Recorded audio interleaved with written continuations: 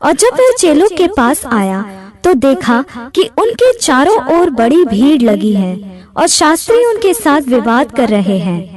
और उसे देखते ही सब बहुत ही आश्चर्य करने लगे और उसकी ओर दौड़कर उसे नमस्कार किया। उसने उनसे पूछा, तुम इनसे क्या विवाद कर रहे हो? भीड़ में से एक ने उसे उत्तर दिया, हे गुरु, मैं अपने पुत्र को जिसमें गूंगी आत्मा समाई है तेरे पास लाया था। जहाँ कहीं वह उसे पकड़ती है वही पटक देती है और वह मुंह में फेन भर लाता और दांत पीसता और सूखता जाता है। और मैंने तेरे चेलों से कहा कि वे उसे निकाल दे, परंतु वे निकाल न सके।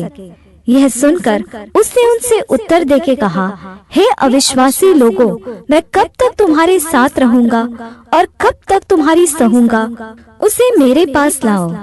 तब वे उसे उसके पास ले आए और जब उसने उसे देखा तो उस आत्मा ने तुरंत उसे मरोड़ा और वह भूमि पर गिरा और मुंह से फेन बहाते हुए लौटने लगा। उसने उसके पिता से पूछा, इसकी यह दशा कब से है? और उसने कहा, बचपन से। उसने इसे नाश करने के लिए कभी आग और कभी पानी में गिराया, परंतु यदि तू कुछ कर सके तो हम पर तरस खाकर हमारा उपकार कर। यीशु ने उससे कहा, यदि तू कर सकता है, यह क्या बात है? विश्वास करने वाले के लिए सब कुछ हो सकता है। बालक के पिता ने तुरंत पुकार कर कहा, हे प्रभु, मैं विश्वास करता हूँ, मेरे अविश्वास का उपाय कर।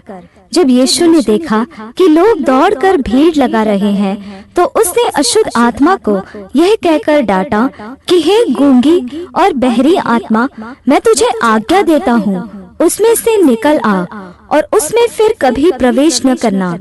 तब वह चिल्लाकर और उससे बहुत मरोड़कर निकल आई और बालक मरा हुआ सा हो गया। यहाँ तक कि बहुत लोग कहने लगे कि वह मर गया, परंतु यीशु ने उसका हाथ पकड़ के उसे उठाया और वह खड़ा हो गया। जब वह घर में आया तो उसके चेलों ने एकांत में उससे पूछा, हम उसे क्यों न निकाल सके?